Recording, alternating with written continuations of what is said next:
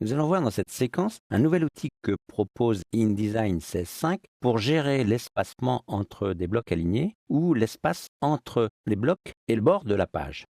Cet outil s'appelle l'outil Espace. Il s'active ici ou en tapant la lettre U. Il n'est pas nécessaire de faire de sélection pour agir sur l'espace entre les blocs et le bord de la page. Dès que j'amène l'outil entre le bloc et le bord de la page ou entre des blocs, vous voyez qu'une bande grise apparaît. L'étendue de cette bande m'indique quels seront les blocs qui seront modifiés. Ici, je suis entre les deux blocs. Vous voyez qu'en fait, je vais agir sur l'espace entre les 4 blocs, donc les 2 du haut et le 2 du bas. Si j'enfonce la touche majuscule, je ne pourrai agir que sur les 2 blocs sur lesquels se trouve la flèche. Donc par exemple ici ou ici. Même chose ici. Maintenant, comment agit cet outil? Par simple glissement, je peux modifier la taille des blocs. Vous voyez qu'en même temps, il y a un recadrage. Nous reviendrons sur ce recadrage plus tard avec une autre option qui apparaît dans InDesign 16.5. Maintenant, je peux agir différemment en enfonçant certaines touches. Par exemple, si j'enfonce la touche Commande ou Contrôle sur un PC, je vais modifier la taille de l'espace entre les blocs et bien sûr, en même temps, la taille des blocs eux-mêmes. Donc je peux réduire ou agrandir. Comme je l'ai précisé tout à l'heure, si j'enfonce les touches majuscules et commande, vous allez voir que l'action se limitera aux 2 blocs ici. Si j'enfonce la touche Alt, je déplace les blocs, donc sans modifier l'espacement entre eux. Je vais allumer. Donc une fois cette annulation faite, en fait on se retrouve dans ce cas à ce que l'on pourrait obtenir en activant l'outil déplacement et en sélectionnant les blocs.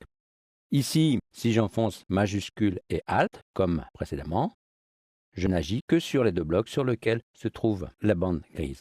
Autre option, si j'enfonce commande et Alt, ou contrôle et Alt, je déplace les blocs et en même temps, je modifie l'espacement. C'est-à-dire que cette fois-ci, les blocs ne sont pas remodifiés en dimension, mais en revanche, l'espace, lui, est modifié. Je vais annuler. Si j'enfonce majuscule Alt commande, je n'agis que sur les blocs entre lesquels se trouve l'outil. Vous avez vu qu'au fur et à mesure que j'agis sur les blocs, j'obtiens un recadrage de l'image qu'ils contiennent.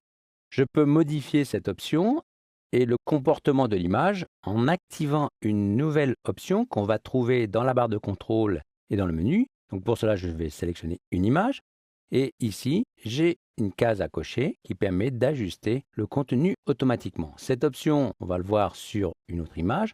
Je peux la retrouver par clic droit dans la rubrique Ajustement et dans les options d'ajustement, je vais pouvoir retrouver cet ajustement automatique. Cet ajustement automatique tiendra compte aussi des options qui sont choisies ici. Donc là, par exemple, remplir le bloc proportionnellement et je peux éventuellement choisir le point de référence. Je vais faire ça pour les autres blocs ici. Donc, je peux le faire aussi par le menu Objet, Ajustement, Option d'objet, où j'aurais pu cocher l'option qui est ici.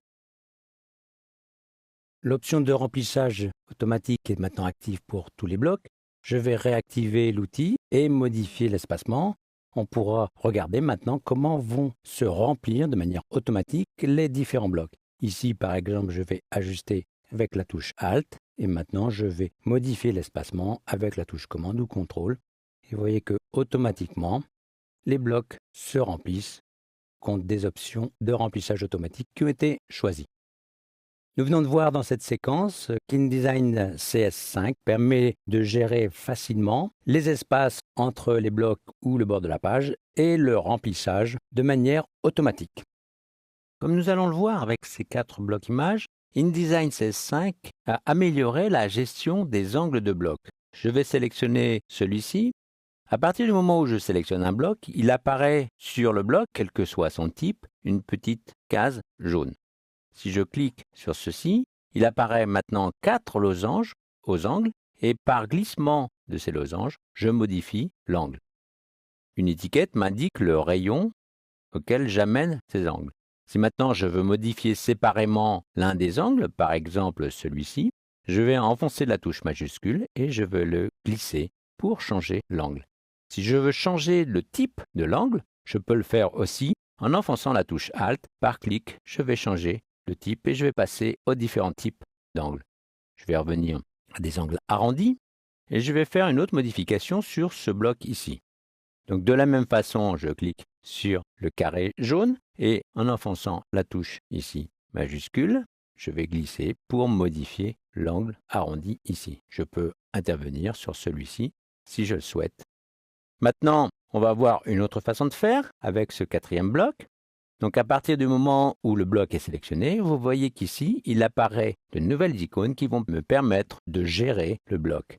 Par Alt-clic sur cette icône, j'affiche l'option d'arrondi et je vais pouvoir gérer soit les 4 angles de manière liée, soit en décochant ceci de manière indépendante. Avec l'aperçu, je pourrais facilement régler les blocs. Je choisis les différents types de blocs qui m'intéressent. Par exemple, je voudrais juste un arrondi sur celui-ci. Donc je vais choisir l'arrondi, puis spécifier la valeur de cet arrondi en modifiant les valeurs. Ceci pourra bien sûr faire l'objet d'un style de bloc, ce qui permettra d'ajuster très facilement l'aspect des blocs dans InDesign CS5.